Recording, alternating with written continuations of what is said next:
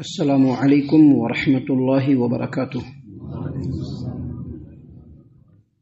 اعوذ باللہ من الشیطان الرجیم، بسم اللہ الرحمن الرحیم۔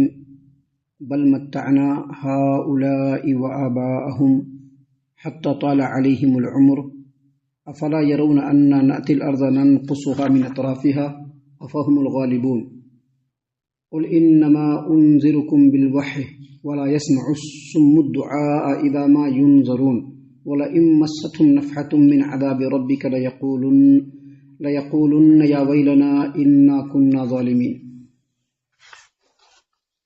بلکہ ہم نے ان لوگوں کو اور ان کے باپ دادوں کو زندگی کے سر و سامان دیے اور اس مدت میں اس خوشحالی میں وہ لوگ ایک لمبی مدت گزار دیے۔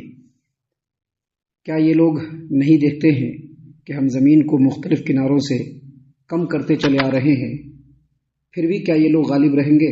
اے نبی کریم صلی اللہ علیہ وسلم، آپ ان لوگوں سے کہہ دیجئے کہ میں تو وحی کے ذریعے سے تمہیں ڈراتا ہوں، مگر جن کو ڈرایا جائے وہی بہرے ہو جائے تو پھر وہ پکار نہیں سن سکتے، اور اگر انہیں اے نبی صلی اللہ علیہ وسلم آپ کے رب کے عذاب کی ایک لپٹ بھی چھو جائے تو وہ فوراً بول اٹھیں گے کہ افسوس، یقیناً ہم ہی ظالم تھے۔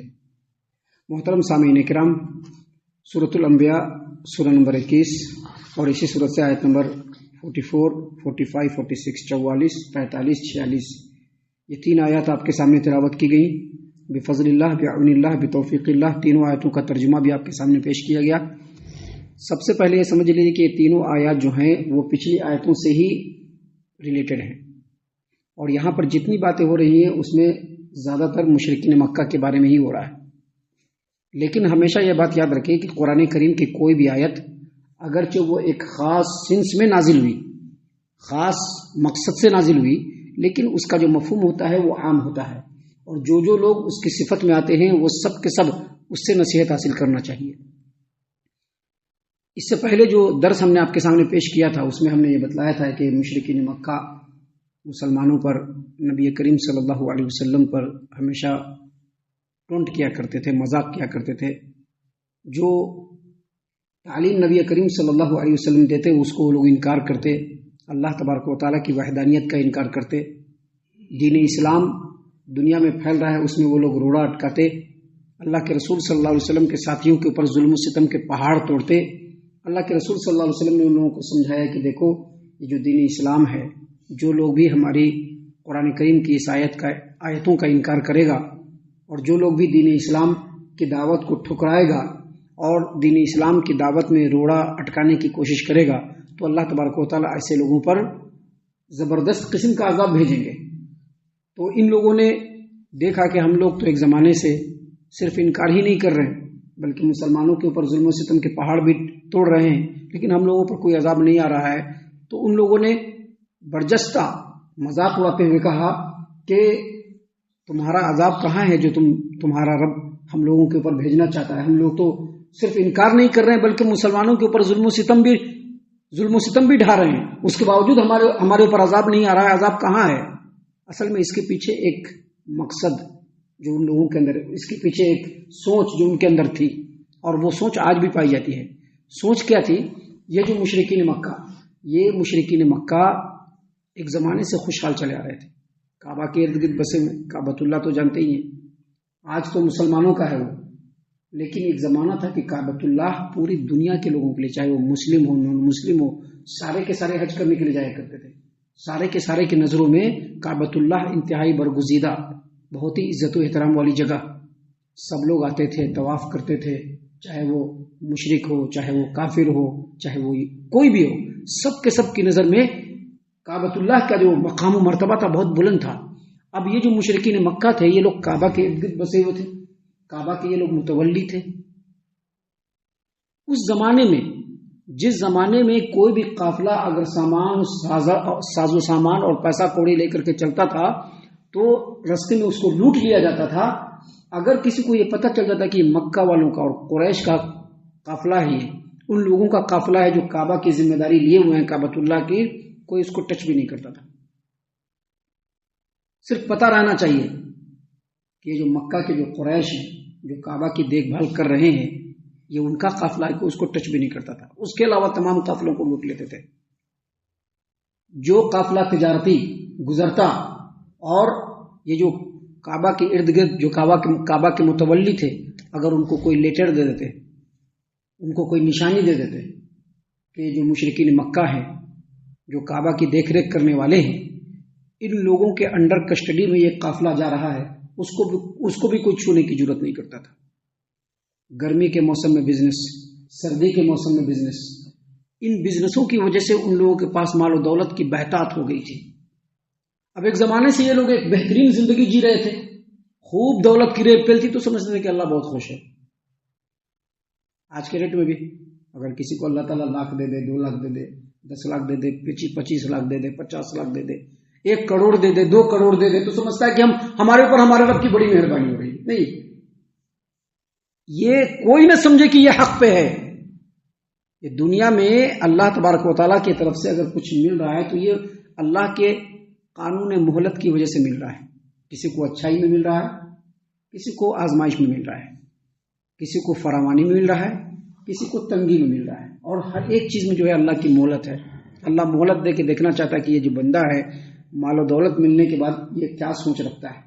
یہ مشرکین مکہ کیا سوچ رکھتے تھے کہ ہم لوگ اور ہمارے باپ دادا ایک زمانے سے جو ہے خوشحالی کی زندگی جی رہے ہیں تو ہم لوگ حق پر ہیں. اللہ نے کہا کہ نہیں. اللہ نے فرمایا بل متانا ہؤلاء وآباءهم حتى طال عليهم العمر. یہ جو مشرکین مکہ کہہ رہے ہیں کہ ہم لوگوں کے اوپر عذاب بھیج دو، اصل میں ان کے دل میں یہ بات ہے کہ یہ لوگ جو خوشحالی کی زندگی گزار رہے ہیں، ان کے باپ دادا ایک لمحے سے ایک لمبے مدت سے ان کے باپ دادا جو خوشحالی کی زندگی گزار رہے ہیں وہ یہ سمجھتے ہیں کہ ہم حق پر ہیں، ہم صحیح راستے پر ہیں. ایسی بات نہیں ہے، بلکہ دنیا میں جو آرام کی زندگی ان کو ملی ہوئی ہے یہ اللہ تبارک و تعالیٰ کی طرف سے جو مہلت کا قانون ہے اس قانون کے تحت ان کو یہ لمبی زندگی ملی ہوئی ہے اور اچھی زندگی ملی ہوئی ہے. آگے اللہ نے فرمایا افلا يرون انا ناتي الارض ننقصها من اطرافها. کیا یہ لوگ نہیں دیکھ رہے ہیں کہ دھیرے دھیرے زمین کو ہم مختلف کناروں سے کم کرتے چلے آ رہے ہیں. مختلف کناروں سے کم کرتے چلا رہے ہیں کیا مطلب؟ اسلام دھیرے دھیرے پھیل رہا ہے اور کفر دھیرے دھیرے گھٹ رہا ہے. آپ آج کے ڈیٹ میں بھی دیکھیں گے، آپ نے ہمارے اس ملک انڈیا کے بہت سارے چینل پر بھی دیکھا ہوگا کہ پچھلے 10 12 15 سالوں کے اندر سب سے زیادہ پھیلنے والا دین کون سا ہے؟ دین اسلام ہے. آپ نے دیکھا ہوگا، غیروں نے سروے کیا ہے، آج کے ڈیٹ میں بھی سب سے زیادہ پھیلنے والا جو دھرم اس روئے زمین پر ہے وہ دین اسلام ہے. سب سے زیادہ لوگ اگر کسی دین کو ایکسپٹ کر رہے ہیں تو کس کو کر رہے ہیں؟ ہمارے دین اسلام کو. کیوں؟ کیونکہ یہ دین قیامت تک غالب رہے گا. کوئی اس کو جھکا نہیں سکتا ہے، کوئی اس کو ہٹا نہیں سکتا ہے، کوئی اس کو ملیامٹ نہیں کر سکتا ہے، کوئی اس کو نیست و نابود نہیں کر سکتا ہے. کیونکہ یہ اللہ کا دین ہے، اللہ کا پسندیدہ دین ہے.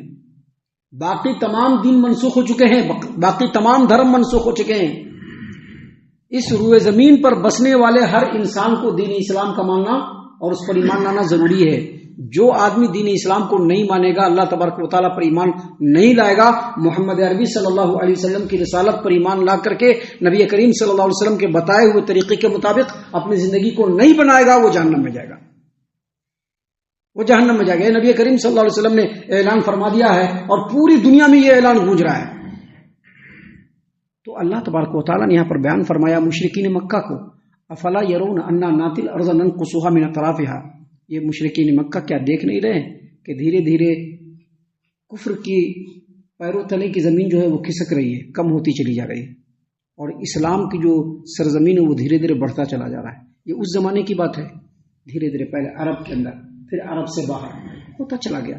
کہا کہ کیا ان لوگوں کو سمجھ میں نہیں آ رہا ہے کہ دھیرے دھیرے لوگوں میں اسلام پھیل رہا ہے. اسلامی زمین جو ہے وہ دھیرے دھیرے بڑھتی چلی جا رہی ہے اور کفر و شرک کی جو زمین ہے وہ دھیرے دھیرے گھٹتی چلی جا رہی ہے. اللہ نے آگے فرمایا افہم الغالبون. کیا اب بھی یہ لوگ سمجھ رہے ہیں کہ یہ لوگ غالب رہیں گے؟ نہیں، یہ ہمیشہ مغلوب رہیں گے. وقتیہ کچھ مل جائے گا ان کو، وقتیہ جو ہے وہ اسلام اور مسلمانوں کو نقصان پہنچا دیں گے، لیکن اسلام کو اس دھرتی سے مٹا دے یہ کسی کے اندر وہ دم نہیں ہے. اسلام کو اس دھرتی سے ختم کر دے کسی کے اندر وہ دم نہیں ہے. کیونکہ سب کے سب مخلوق ہے اور اسلام کی آبیاری کرنے والا رب العالمین ہے. رب العالمین کا مقابلہ کوئی نہیں کر سکتا ہے، کوئی نہیں کر سکتا ہے۔ یہی بات مشرکین مکہ کو اس وقت سمجھایا گیا، اور یہی بات آج بھی ہم لوگوں کے لیے مشعل راہ ہے۔ سامعین کرام، اس کے بعد اللہ تبارک و تعالیٰ نے فرمایا نبی کریم صلی اللہ علیہ وسلم کو مخاطب کرتے ہوئے، قل انما انذرکم بالوحی، اے نبی کریم صلی اللہ علیہ وسلم آپ ان لوگوں کو کہہ دیجئے کہ میں وحی کے ذریعے سے تم لوگوں کو ڈرا رہا ہوں، تم لوگوں کو نصیحت کر رہا ہوں۔ وحی مطلب، وحی کہتے ہیں جو اللہ کی طرف سے نازل ہوتا ہے، وحی کہتے ہیں جو اللہ کی طرف سے نازل ہوتا ہے۔ اللہ کی طرف سے کیا نازل ہوا؟ یہ قرآن کریم۔ اللہ کی طرف سے کیا نازل ہوا؟ جو نبی کریم صلی اللہ علیہ وسلم نے بول کر کے اور کر کے دکھلایا۔ ہمارے نبی صلی اللہ علیہ وسلم نے جو کچھ بولا ہے نا، جو کچھ بھی بولا ہے، جس کو حدیث شریف کہتے ہیں نا، حدیث شریف، جو کچھ بولا ہے وہ بھی اللہ کی وحی ہے جو اللہ تبارک و تعالیٰ نے نازل فرمایا ہے۔ اور یہ جو قرآن کریم ہے اور اس میں جو آیات ہے یہ بھی اللہ تبارک و تعالیٰ کی طرف سے نازل کیا ہوا ہے۔ اللہ تبارک و تعالیٰ نے یہاں پر فرمایا، اے نبی صلی اللہ علیہ وسلم آپ کہہ دیجئے انما انذرکم بالوحی، میں تم لوگوں کو اللہ کی وحی کے ذریعے سے نصیحت کرتا ہوں۔ یہاں پر سب سے جو پہلی بات سمجھ میں آتی ہے وہ یہ کہ اللہ نے اپنے نبی کو یہ حکم دیا کہ جو اللہ نے نازل کیا ہے اس کے ذریعے سے آپ لوگوں کو نصیحت کیجیے۔ ابھی اللہ کے نبی نصیحت کس چیز سے کریں گے؟ قرآن کریم سے۔ اللہ کے نبی کے اوپر جو بات نازل ہوئی بول کر کے اس سے لوگوں کو نصیحت کریں گے۔ اب اللہ کے نبی کی جو امت ہے وہ کس چیز سے نصیحت کرے؟ اسی سے کرنا پڑے گا نا، یا کسی دوسری چیز سے؟ نہیں، دوسری چیز سے نہیں کر سکتے۔ اگر دوسری چیز سے لوگوں کو نصیحت کیا جائے تو وہ اللہ کے نبی کی تبلیغ نہیں ہوگی، وہ لوگوں کی اپنی تبلیغ ہوگی۔ وہ اللہ کے نبی کی تبلیغ نہیں ہوگی، وہ لوگوں کی اپنی تبلیغ ہوگی۔ اللہ نے فرمایا کہ اے نبی کریم صلی اللہ علیہ وسلم اب کہہ دیجئے انما انذرکم بالوحی، بے شک میں اللہ کی طرف سے جو بات اتاری گئی ہے اس کے ذریعے سے تم کو نصیحت کرتا ہوں، ڈراتا ہوں۔ ولا يسمع الصم الدعاء اذا ما ينذرون، لیکن جن کو نصیحت کیا جائے وہی سننے کے لیے ریڈی نہیں ہوگا تو کیا اس کو نصیحت کر سکتے ہیں ہم؟ جب یہ کان حق سننا ہی نہیں چاہتا ہے، جب یہ آنکھ حق دیکھنا ہی نہیں چاہتا ہے تو اس کو آپ کتنا بھی نصیحت کر دیں گے اس پر کچھ بھی فائدہ نہیں ہونے والا ہے۔ فائدہ کس کو ہوگا؟ جو سننا چاہے گا، جو سن کر کے سمجھنا چاہے گا، جو سمجھ کر کے اس پر عمل کرنا چاہے گا، فائدہ اسی کو ہوگا۔ اس لیے اللہ تبارک و تعالیٰ نے یہاں پر فرما دیا ہے کہ جن لوگوں کے کان حق بات سننے کے لیے ریڈی نہیں ہو، جن لوگوں کے دل حق بات کو ایکسپٹ کرنے کے لیے ریڈی نہیں ہو، جن لوگوں کی آنکھیں حق بات کو دیکھ کر کے اس سے نصیحت حاصل کرنے کے لیے ریڈی نہیں ہو، ان کے سامنے کتنا بھی حق بات بول دیجئے وہ سن کر کے اس پر عمل نہیں کریں گے۔ اس سے کیا پتہ چلتا ہے کہ ہم بھی ویسے ہی ہو جائے؟ ہم بھی ویسے ہی ہو جائے گا؟ نہیں، ہم ویسے نہیں ہوں، بلکہ ہم حق کو سن کر کے اس پر غور کریں گے، حق کو کان سے سنیں گے، آنکھ سے دیکھ کر کے اس پر غور کریں گے اور دل سے اس کو ایکسپٹ کر کے اس پر عمل کریں گے۔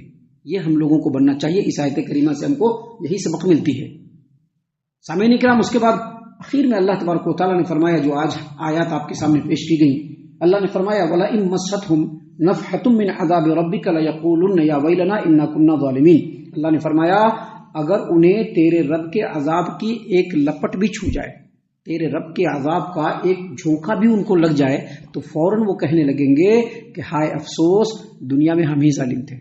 مطلب کیا ہے؟ آج بھی آپ دیکھیں گے مسلمانوں کے اوپر جیسے ہی آزمائش ٹوٹ پڑتی ہے تو مسلمان فوراً نماز کے لیے جانا شروع کرتے۔ دیکھیں نا، کورونا میں سب لوگ گھر میں بھی نماز پڑھنا شروع کر دیا۔